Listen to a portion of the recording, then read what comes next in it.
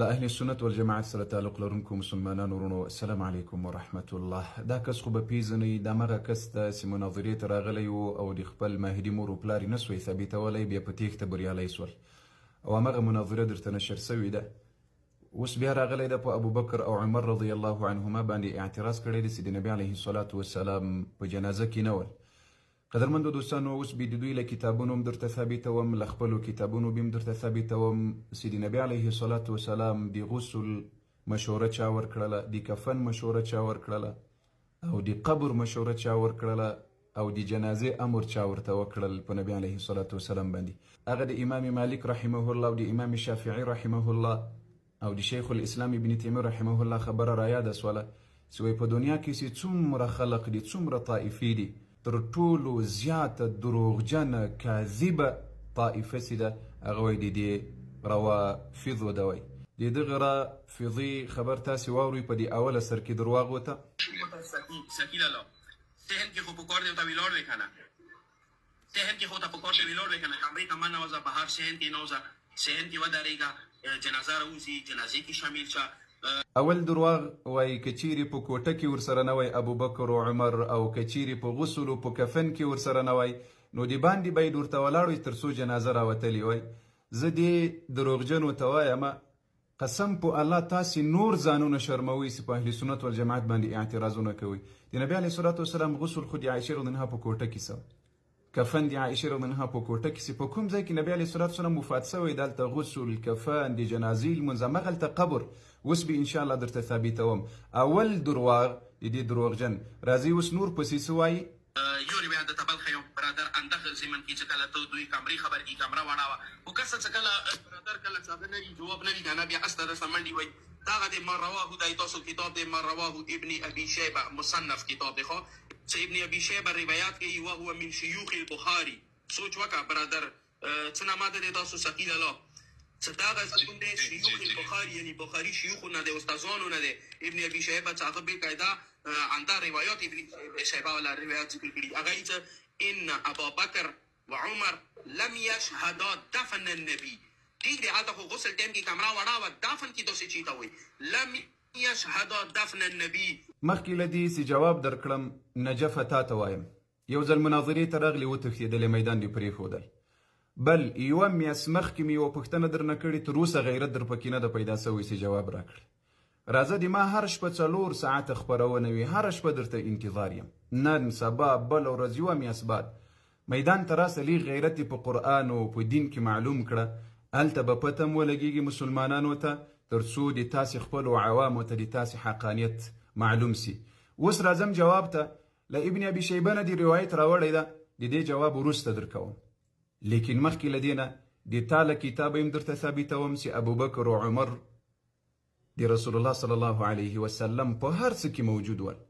او راځه اوس د ابوبکر رضی الله عنه له خولې نه خپله درته ثابتوم. دا احادیث به په اسکرین هم درته ښکاره کېږي. اول نمبر دلیل په ترمذي کې چې صحیح ده، وایي کله چې نبي علیه الصلاة والسلام د دوشنبې په ورځ باندې وفات سول، كما قال ابو بکر صدیق رضی الله عنه، خپل ابو بکر صدیق رضی الله عنه وایي نبی علیه الصلاة والسلام چې کله غسل و کفن خلاص ول نو خلق براتلل، په یو دروازه براننوتل، تکبیر بیا ویل، درود بیا ویل، دعا بیا کوله، ثم یخرجون بیا بله بلې دروازې نه وتل. دا اول نمبر دلیل خپله د ابوبکر رضی الله عنه چې ترمذي روایت کړی ده. دوم روایت ته چې ترمذي روایت کړی ده صحیح ده. عائشه رضی الله عنها وایي کله چې نبی علیه الصلاة والسلام وفات سول اختلفوا في دفنه، صحابه په منځ کې اختلاف راغلل، چا ویل په مسجد کې دفن کو، چا ویل له صحابه سره، چا کوم ځای بل ځای ښودل. نو وایي فقال ابو بکر رضی الله عنه ورته ویل چې ما له نبي علیه الصلاة والسلام نه اورېدلي دي او ما نه دي هیر کړي. وایي نبي علیه الصلاة والسلام ویل چې په کوم ځای کې نبي وفات سي په همغه ځای کې به دفن کوئ، په همغه ځای کې به قبر ورته جوړوئ. دریم نمبر روایت هم پسې واوره، مسند ابي علا کې داود حدیث ده، وقد كان المسلمون اختلفوا في دفنه، مسلمانانو په منځ کې اختلاف پیدا سول د نبي علیه الصلاة والسلام په دفن او قبر کې. فقال قائل، یو کس وویل چې نبي علیه الصلاة والسلام په مسجد کې دفن کوو، بل کس وویل چې نه له خپلو اصحابو سره یې دفن کوو. فقال ابو بکر ابو بکر رضی الله عنه اني سمعت رسول الله صلی الله علیه وسلم و مال نبی علیه الصلاه والسلام نو لیدلی دي چې نبی په کوم ځای کې وفات سي په هغه ځای کې به دفن کیږي. نو وای فرفع فراش د نبی علیه الصلاه والسلام اكم ځای کې سي د رفیق اعلی ته رحلت وکړل امغه پرشي را ټول کړل په هغه ځای کې رسول الله صلی الله علیه وسلم ته قبر وکندل او دفن کړل. څلورم لمبر روایت مورثي امام احمد بن حنبل رحمه الله راوړی ده ان اصحاب النبي صلی الله علیه وسلم د نبی علیه الصلاه والسلام د صحابه په خپل منځ کې په دې باندې اختلاف راغلی چې نبی علیه الصلاه والسلام ته قبر چیرې کیندو چیرې دفن کو حتی قال ابو بکر وای کله چې ابو بکر رضی الله عنه ویل امغه حدیث چې مخکې مو درته ویل دا واخرجه عبد الرزاق وابن سعد او وصححه امام الباني رحمه الله. دا څلورم لمبر روایت. په دې څلورو روایتونو کې دا خبره درته وښودلې سوله چې کله وخت کې نبی علیه الصلاه والسلام ته قبر کیندل سوی ده او دفن سوی ده دا د ابوبکر رضی الله عنه په مشوره او په امر باندې دا کار سوی ده ځکه په هر ځای کې ابوبکر رضی الله عنه موجود ول. دوی دلته یو بل اعتراض کوي کله چې نبی علیه الصلاه والسلام وفات سول نو ابوبکر او عمر لاړل ثقیفه د بني ساعده ته الته انصارو د ځان لپاره مصر ټاکل نو دوی الته ورسره مصروف ول د ځان لپاره مشري غوښتله چې بیرته راتلل نبی علیه الصلاه والسلام خاورو ته سپارلی سوی و. دې درواغجنو ته وایو چې تاسې په دې درواغو نور ځانونه شرمویه خپل عوام خو به دوکه کړیه لیکن د ابوبکر بچان که ژوندي وي د تاسې دا شرمونکي درواغ به د تاسې عوامو ته په ګوته کوي. دې دروغجن ته وایم نبی علیه الصلاه والسلام کله وفات سول د دوشنبې په ورځ کله خاورو ته وسپارلی سول د چهارشنبې په شپه باندې رسول الله صلی الله علیه وسلم د دوشنبې په ورځ وفات سول د ماسپین وخت ول سي ابو بکر او عمر رضی الله عنهما ته لثقیفه د بني ساعده نه دا خبر راورسېدل چې انصارو د ځان لپاره هلته را یوځای سوي د مصر ټاکي. نو ابو بکر او عمر رضی الله عنهما لاړل هلته تر څو د مسلمانانو په منځ کې یو خو د نبی علیه الصلاه والسلام غم او مصیبت ول بل هغوی دا فکر کول چې د مسلمانانو په منځ کې بله فتنه را پیدا نسي. کله چې لاړل په ډیر کم وخت کې هلته په بني ساعده کې انصارو له ابو بکر رضی الله عنه سره بیعت وکړل. راځي امام بیحقی رحمه الله په سنن الکبرا کې یو روایت راوړی ده کله وخت کې سوی ابو بکر او عمر او ابو عبیده رضی الله عنهم اجمعین بنو ساعده کې لیگ وخت تیر کړل او الته بیعت له ابو بکر رضی الله عنه سره وسول راغلل بیرته مسجد نبوي ته نو د ماسپین د لمانځه وخت ول. دا روایت تاسو په اسکرین باندې ښکاریږي نو د ماسپین لمونځ په امامت د ابو بکر رضی الله عنه باندې ادا سول. کله چې د ماسپین لمونځ وسول نو اول کار چې وسول هغه د نبی علیه الصلاه والسلام د غسل ورکولو امر ابو بکر وکړل. د مهاجرو انصارو په دغه وخت کې په منځ کې اختلاف ول. مهاجرو ویل مو غسل ورکوو انصارو ویل مو غسل ورکوو. په دغه وخت کې ابو بکر رضی الله عنه امر وکړل سینه اهل بیت او قریبان د نبی علیه الصلاه والسلام به غسل ورکوي. کله چې غسل ورکړل د روایت ته پای ته وګورئ وای په دغه وخت کې عائشه رضی الله عنها درای هغه جامې ورکړلې چې نبی علیه الصلاه والسلام ته کفن پکې ورکړل. کله چې د نبی علیه الصلاه والسلام غسل او کفن خلاص ول دغه مراسم پای ته ورسېدل. اوس د جنازې د لمانځه د ادا کولو لپاره د صحابه په منځ کې مشوره روانه وه چې په نبی علیه الصلاه والسلام باندې به لمونځ د جنازې څنګه کوو. په دغه وخت کې راغلل تاسې د روایت ته وګورئ فسألوا ابا بکر یا صاحب رسول الله.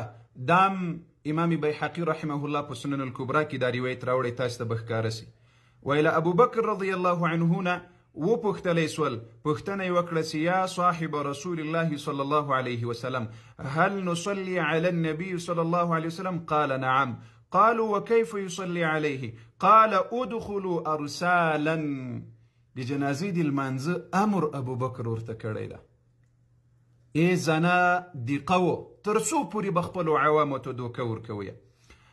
فكانوا يدخلون من هذا الباب فيصلون عليه ثم يخرجون من الباب الآخر. په یو دروازه به ورننوتل په بله دروازه باندې به وتل.